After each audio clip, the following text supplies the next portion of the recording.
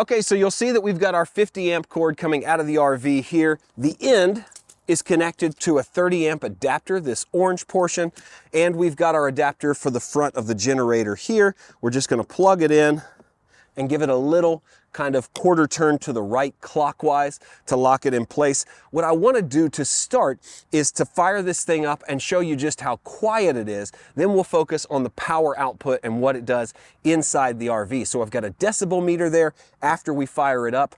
On both of these generators, they have a little valve on the top of the gas cap that vents. You want to make sure that's turned to on so it vents and doesn't shut off on you. As well as on the side next to the pull cord, you have a choke. It's labeled stop, run, and start. And obviously you want to turn that to start when you're getting going. It really starts pretty easy. Doesn't take more than a pull or two to get going.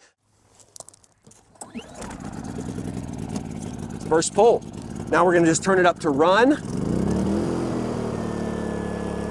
And you can kind of hear how loud it is in the background. So I've got my decibel meter here. We're gonna check the decibel level on the generator from different places.